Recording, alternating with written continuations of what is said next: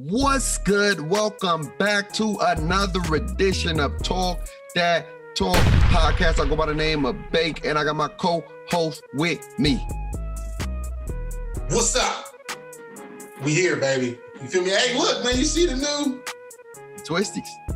No, these are real braids, baby. Those are braids. Yeah, braids. You braid your hair.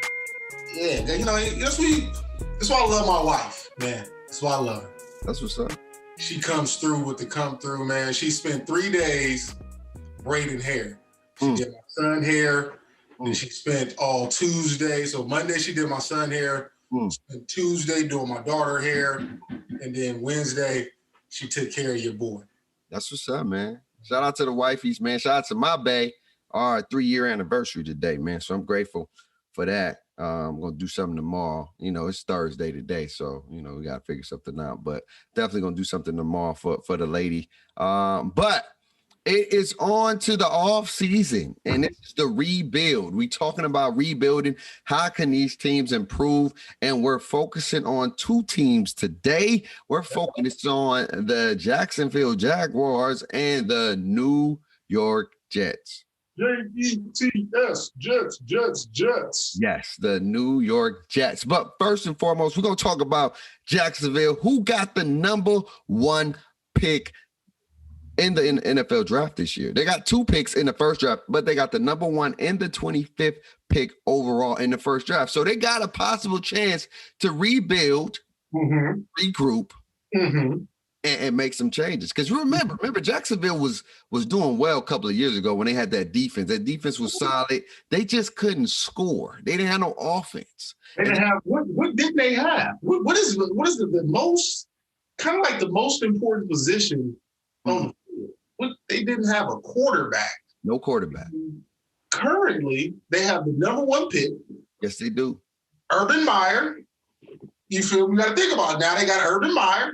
You feel Urban Meyer's one of the most winningest coaches in college football. Now he's college, though. That's college. That's transitioning over to the big boys. And he got the so-called new Peyton Manning, Andrew Luck, the guy. You feel me? And Trevor Lawrence, because that's what he's being looked at right now as the quarterback of all quarterbacks. And so I feel the number 1 pick should be easy. Take Trevor Lawrence. Like that should be easy. You know, I feel it. I definitely feel it. According to team needs, their primary needs is an offensive tackle. A quarterback is number 1. A cornerback is number 3, and a tight end. That's a lot of things that you need for sure. But here's my thing, though. And this is what this is not no gripe against Urban Meyer. Okay, no gripe. My thing is a lot of college coaches don't pan over in the NFL because they don't have that authority aspect there's only one college coach that's really been doing okay, and that's Pete Carroll. That's like a real. But he was fired twice before he got good in Seattle. Exactly. You know what I'm saying? But he found a team that rocked with his personality. You know, he created a brand new kind of mindset with the team. You get what I'm saying? And they vibe with him. They rock with him. You get what I'm saying? But with Urban Meyer, I think his biggest thing is going to have to understand that this is not college football. These are grown-ass men out here. So what you used in college football ain't going to work out here because now, like, they getting bread. You know what I'm saying? They are getting bread. Yeah, they got scholarships, but you still had the ability to take away their You can't take away their bread.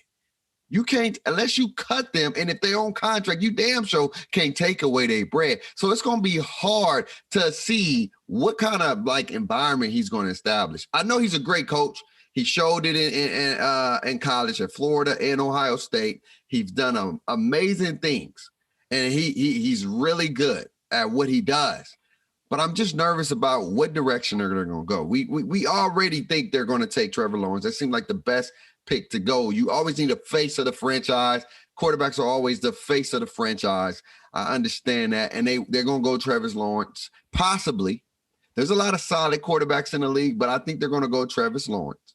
Now, here's where it gets a bit tricky because it's one thing to have these great quarterbacks, but what we saw what we saw in this damn Super Bowl is that a great quarterback ain't nothing without an offensive line.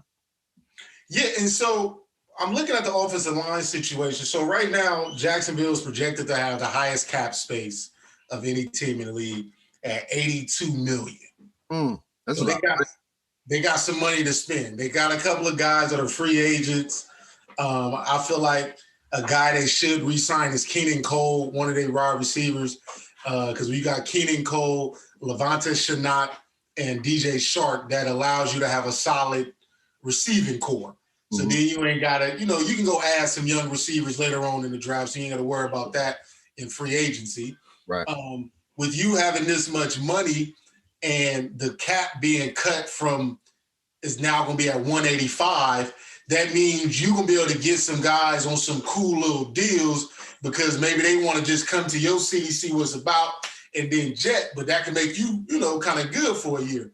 So I think use the first pick, Trevor Lawrence. Okay. After that,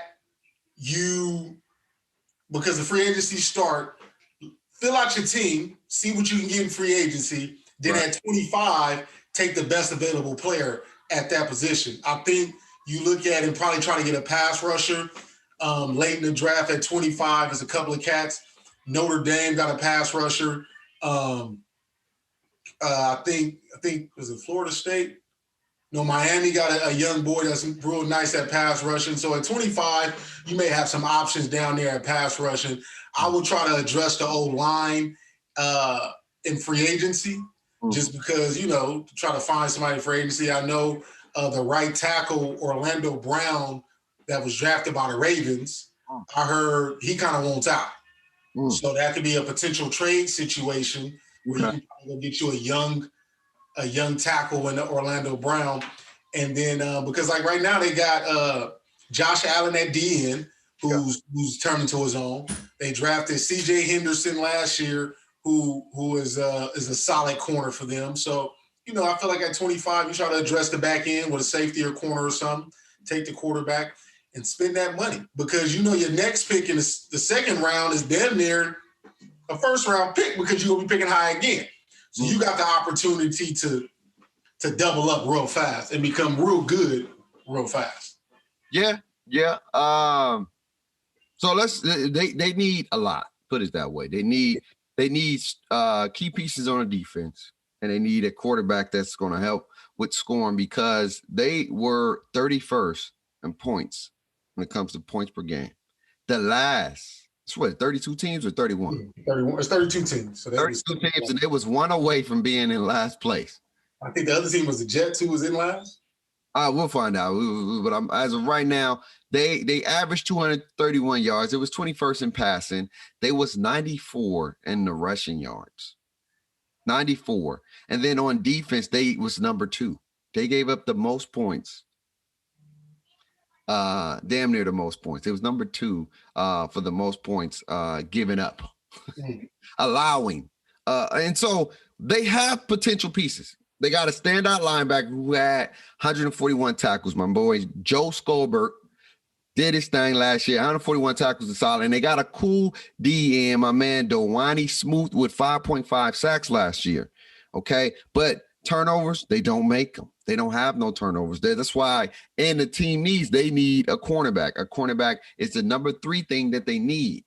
So as far as like the mock draft, they got them taking Trevor Lawrence and they got them taking a receiver. I hope they do not take a receiver second. I hope they get either offensive tackle, either you get one in free agent or you draft one.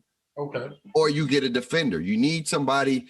I'm not saying you find another Jalen Ramsey, but you find somebody that's going to go out there and kind of do their thing as a shutdown quarter. My man from Atlanta, my boy Pryor's he's coming on to his own. At first, he was rocky, but they got to adjust to the speed. This is a different type of speed, and I feel like if he stay healthy in the next 2 to 3 years, he's going to be our shutdown corner. Terrell? Yeah, Terrell. And so I feel like they need to get a standout corner, and they need a quarterback. And then they can try to get some offensive pieces from the free agency because there should be some available on the free agency. I think if they do that, they will be solid. If they get another pass rusher, that will help. But I think that shouldn't be the first focus. I think they can try to get somebody in the 3rd or 4th round as far as like pass rushers and safeties. I think they focus on offensive tackle, the quarterback, and a cornerback. And then the secondary modes, I think they get a pass rusher and another person in that secondary that can help cover. That's how I feel. Yeah, I mean, like I said, you spot on. I think we're both in agreement as far as, just addressing their team needs and what they need. Like I said, C.J. Henderson was who they drafted in the 1st round last year, and he had a pretty solid year at corner. So, if you can, like you said, get another young corner, pair them together, watch them grow, and then you can add another safety with that 2nd round pick. So now you're starting to build that young back line. You feel me? Kind of like the Buccaneers. Because you look at their team, Sean Murphy-Bunting, Jamel Dean, can't think of the other boy's name right now, but the safeties, Antoine Winfield and Whitehead, very young in the secondary, but them boys played up a level on potential.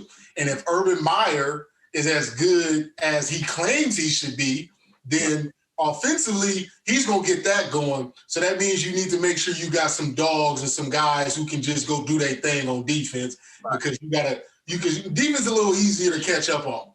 Right. Offense, is going to take some time, continuity, understanding schemes and all that good stuff. So, Jacksonville's in a good spot. They're in a good spot. They are in a very good spot. If they don't draft a corner, they can go sign a veteran corner like Desmond King that's probably leaving Tennessee. There's some other, some situations out there. Maybe, or you can do this. You got the cap space, right? You trade New England your 25th pick and get Stephon Gilmore. Mm. So then you put a vet with a young boy, and now you solidify your secondary. Because you feel me? Because New England probably looking, because Stephon Gilmore is kind of going to trading block with New England, or that name's been thrown out there a lot. So I'm suggesting take the 25th pick, head up, boom, you take on his salary cap, give New England the 25th pick. Now you get you a number 1 corner with your young boy already. You may be on the side. Yeah, they can definitely go in that direction. I would encourage them to stay young. They're just build. The league is going to be changing in the next few years. Okay, and so right now, you stand the test of time. You want to protect your investment. You want to make sure Trevor Lawrence is solid. You want to focus on one thing at a time. You try to do everything in one draft, you're going to fail. So I would encourage you to get things on one side of the ball first, right? Solidify your offense for the most part, and then you can get some pieces on the defense to help. Then next year, then you're going defense, and then your 3rd year, you're doing the best of both. You're getting the best of both. You're getting whatever you need for the offense and a little bit what you need for the defense, and you continue to build on that. And they have the potential to do that. I really believe that. I think Urban Meyer probably is going to focus on a lot of offense this year because he's an offensive guru. He's always been an offensive guru when it comes to scoring and putting up points. I think he's going to get some defending, some people on the defensive end, but I think the first few picks, first, second, I think the first 2 picks in the 1st round are going to probably be offensive centric. And then the second pick of and then the pick in the 2nd round probably going to be offense. And then about the 3rd round, you start getting some defenders and some defensive players per se. But I think that's probably the direction they may end up going. But Jacksonville has a lot of potential to be a team to be reckoned with in the coming years. And remember, no state tax in Florida. So free agents, you feel me? You can go out there, man, and collect all your little bread. Go crazy. Go crazy. So here's the thing, and we can talk about that later. So if there's no state taxes, you get paid. Like, do you got to pay it back at the end of the year? That is one thing that I've always, Texas ain't got no state taxes, and Florida ain't got no state taxes. So what do you are you paying it? Like, if you ain't taxing, they ain't taking that out your check. That mean you got to give some of that at the end of the year? Possibly. I don't know. I'm gonna find that out. But we on to the New York Jets, Jets. What do you think they need reasons as far as like to rebuild? I feel like I'm gonna say this now. you got to give Sam Darnold another year. I think I can't give up on Sam Darnold because I feel like the pieces around him have been horrendous. Like, you really ain't gave him nothing for you to see that he's not that good. Okay. You got to think about it, like, not last season, but the year before that, the Jets was playing pretty well, and then he called mono. I mean, you can't really control, that's kind of one of those unfortunate situations. And then when he got back, the Jets started playing well again. This past season, Jets came off. Adam Gase just sucks. Let's just call it what it is. And because of that, I just feel like it wasn't just a good environment. With the new the new head coach, Robert Salehi from San Francisco, I feel like you believe in Darnold, and you with your second pick, you take a tackle, either the tackle out of Northwestern or the tackle from Oregon, either Slater or Penny Sewell, and you pair him with Beacon, who you drafted last year. So that means now you have solidified your right and left tackle. So even if you move on from Darnold, your whatever quarterback you bring in is walking into a solidified O-line. Because like you just said, we just saw the Super Bowl. Yeah. Those guys up front matter just as much as the guy back there throwing the rock. And then with your second pick in the first round, you go get an offensive weapon. This receiving class is real deep. It has a lot of great potential at the front end and at the back end of it. So you can go get you a stud receiver in that with your second pick, or you go get you a dynamic running back, a Najee Harris or a Travis Etienne, to pair with Sam Darnold, and then the second round you adjust that. But again, the Jets have the second most cap space at $73 million. You got some bread. But they got some money to spend. So you can address different needs in different areas. But I believe I was watching a lot of NFL Live today and different type of things where they talking about the Jets trading with the Falcons and going to the fourth pick, the Falcons moving up to the second pick, and the Jets taking Kyle Pitts, the tight end from Florida, which I wouldn't mind that pick either, depending on what you do in free agency. If you was able to address the O-line in free agency, and you can get a guy like Kyle Pitts as a tight end, because the tight end position with the Travis Kelce's, the Darren Wallers, and the George Kittles in the tight end position, he's a game changer. He has potential to be that kind of guy. So I will go O-line if I don't address it in free agency, but if I do address it in free agency, it's very rare, but I wouldn't mind taking a tight end at number 2. That's good observation. That's good observation. This is Sam Darnold's second year, right? It'll be his third year. Third year. No, this going on his third year, right? This year. I think he's going. Yeah, it should be going into his third year. Yeah. And here's my thing. They got a defensive-minded coach, and it's you always got to look at who is your head coach, because their philosophy may be different than what you think it's going to be, right?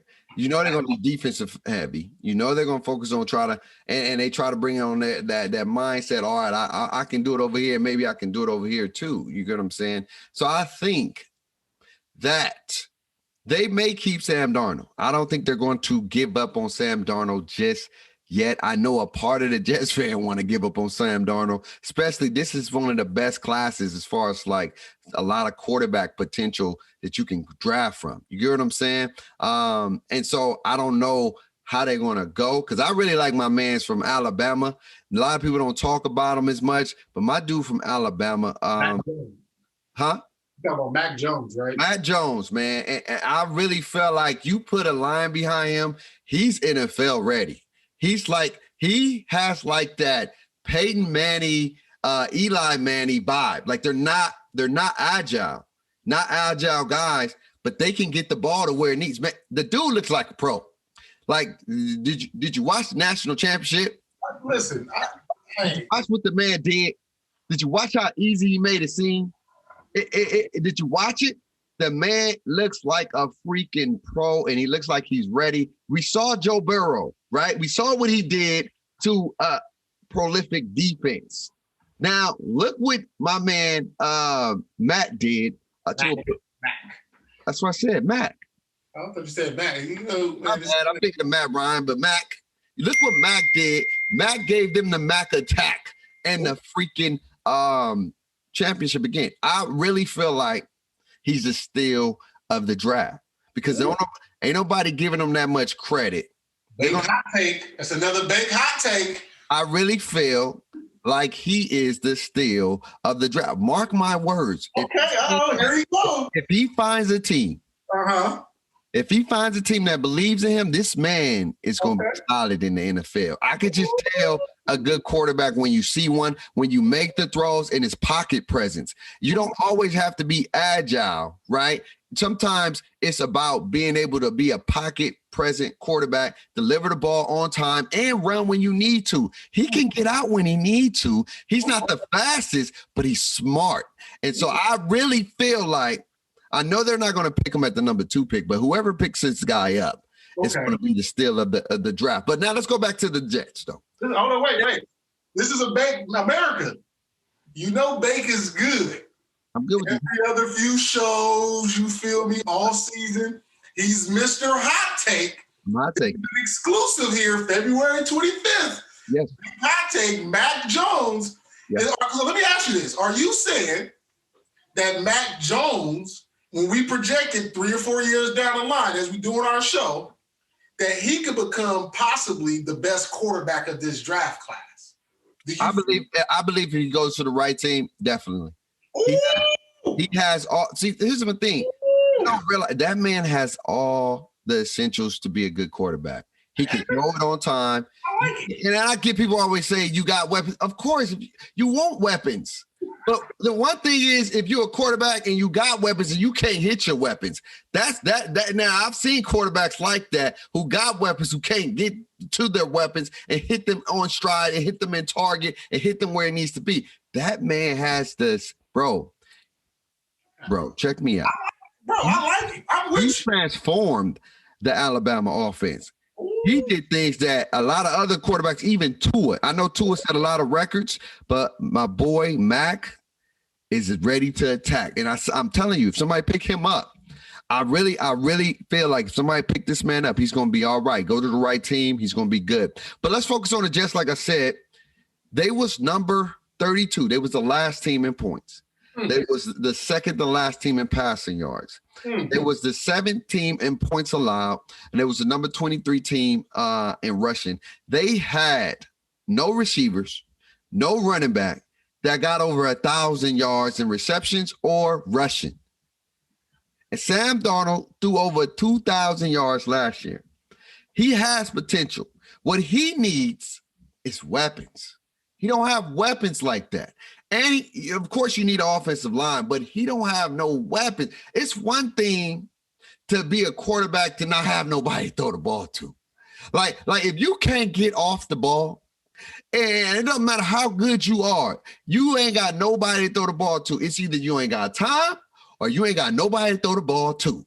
And so that's the thing that they're missing. I feel like they need a receiver, and I think they probably won't get him as the number 2 pick. You know, I think that my man from Alabama, Devontae Smith is going to go to Miami. I think he may go to Miami, but I think he would be a good top speed guy to push the envelope for the Jets because now they got somebody that is a great route runner, great speed, great hands, and he's going to be amazing. I just don't know if he's going to pan out. We know when you got these short dudes, these smaller guys that's not really built, that's not like a Tyreek Hill type dude. They struggle a lot. You know what I'm saying? They struggle. They're fast, but when somebody's strong and they putting the body up on them, they struggle. But he's a great route runner, and so he got the total package. I think he would be a good pick for them, but I don't think they're going to go with him.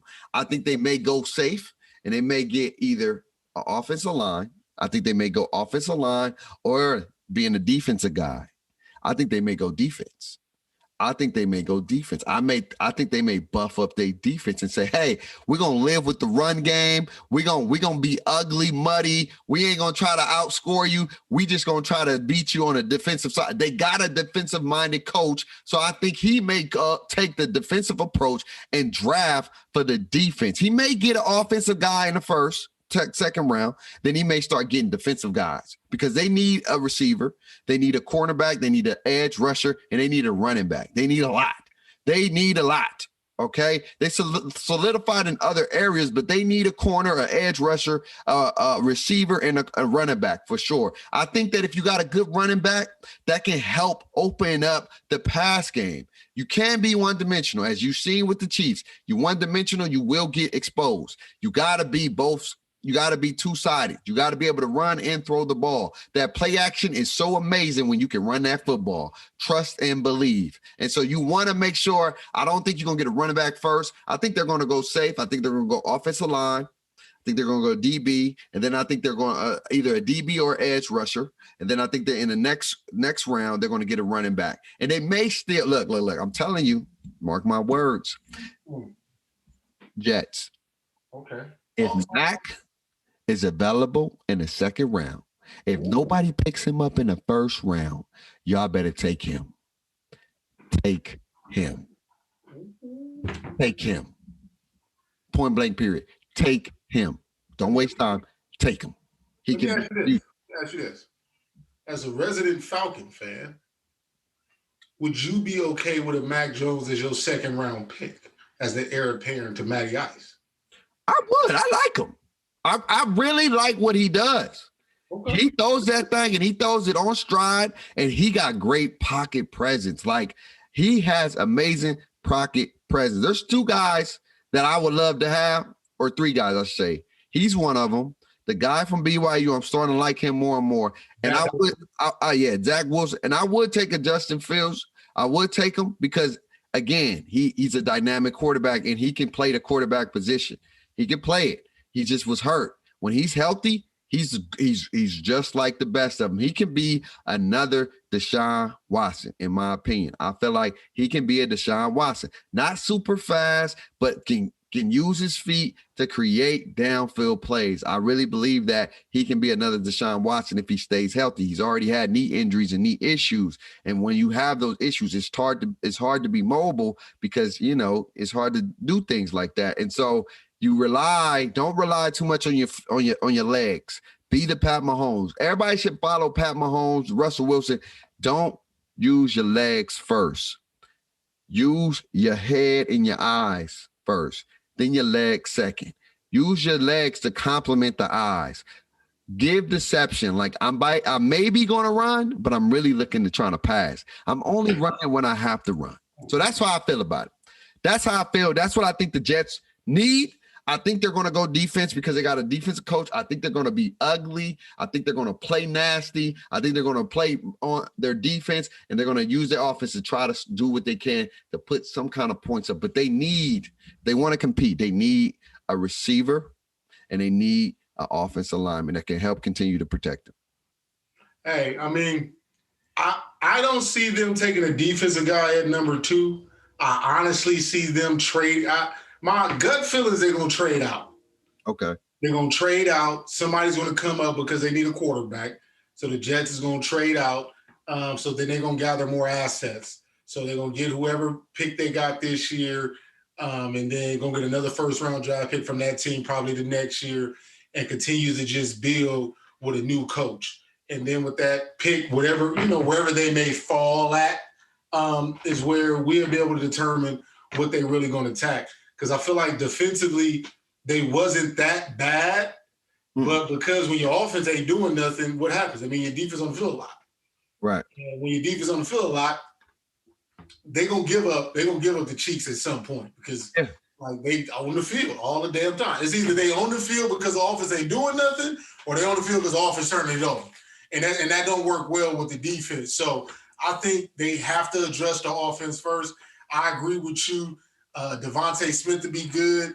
A guy that's talked about but not talked about because he didn't play this year was Jamar Chase from LSU, who some people consider him the best receiver in the draft class. Right. I was wondering where he was, but he didn't play this year. He didn't play this year. So they, the dude, the young cat out of LSU, when you look at him, he's nasty. Route running. Nasty. Big. He's a physical guy. He's a short physical guy. People compare him to like a Steve Smith.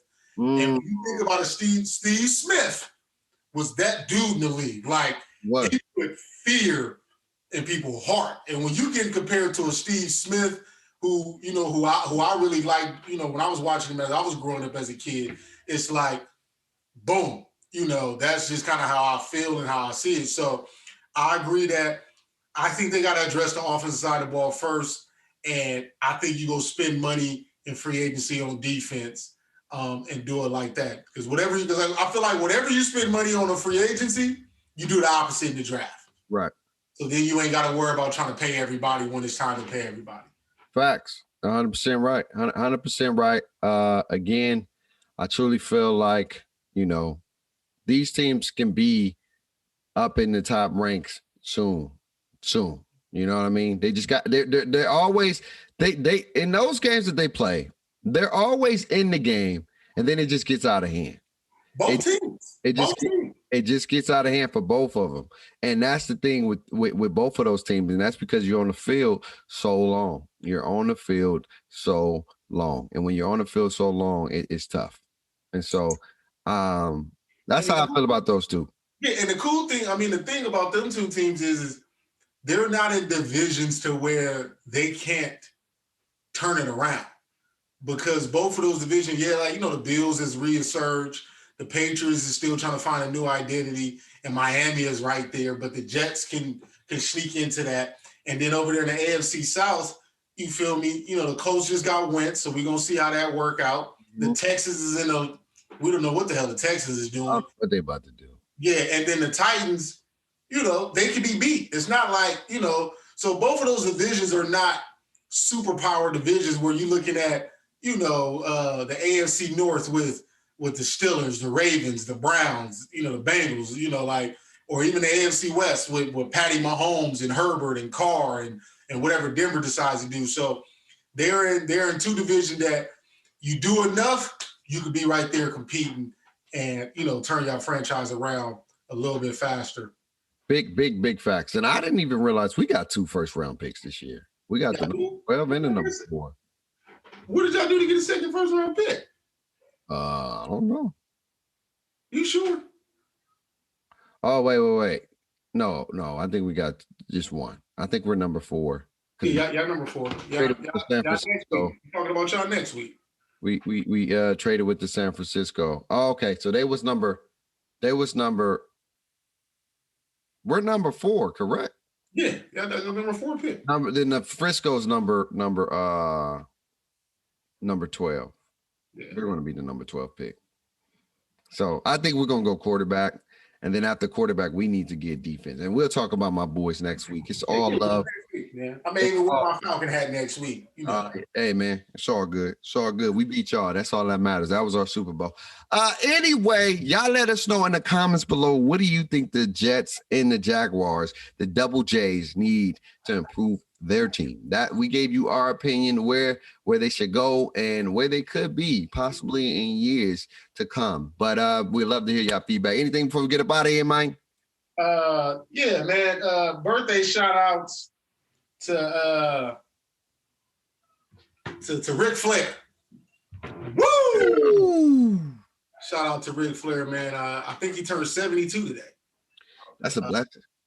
It's a blessing, man. Ric Flair is an iconic living legend. To be the man, you got to beat the man. Facts. Styling and profiling, Facts. Limousine riding, jet flying. Facts. So he's a sports icon, depending on how you view wrestling. But I just feel like he's a sports icon that deserves his flowers. You feel me? You know me, I'm big into wrestling. And, Ric Flair is one of those dudes that's he's been a pillar in the wrestling world and community and still kind of doing his thing to this day because he got his daughter that's out there. Yeah. So his legacy is living on through his daughter currently. And so, yeah, man, big happy birthday to to the Nature Boy Ric Flair. Yes. Shout out to Ric Flair, man. It's crazy. All the stuff he been doing and got this, bro. That's a blessing, man. It's a blessing. It's 72. And like I said, he's over the last few years, he's had a few health scares to where, you know, we thought we could lose him. But you feel me? Like we always say, the only person that knows your time is a man above. Facts. And the man don't want him just yet. So since the man above don't want him just yet, we just happy to have him still here, man, to give him his roses and his flowers while he's still here. So big shout out. And make sure y'all say your prayers, you know, for yourself and your family, and send some prayers to my man Tiger Woods. He had a horrific accident. People still don't know how he got in an accident. They say it was no drugs or no alcohol involved, but I don't know what happened. Maybe he fell asleep at the wheel. Maybe, I have no idea. They're still investigating to see what caused that horrific accident. And God is good, because if you saw the car and you saw the inside of the car, boy, Tiger was protected. Put it that way. He was protected. So shout out to my man Tiger, man. Get better, get well. Want to see you back on the golf course. You have innovated the game of golf and revolutionized it for years and years and years to come, man. But other than that, we're about to get out of here. So we got to get healthy, baby. We're not worried about them boys. We love y'all. We appreciate y'all. Always remember to talk that talk. We see y'all soon. Peace.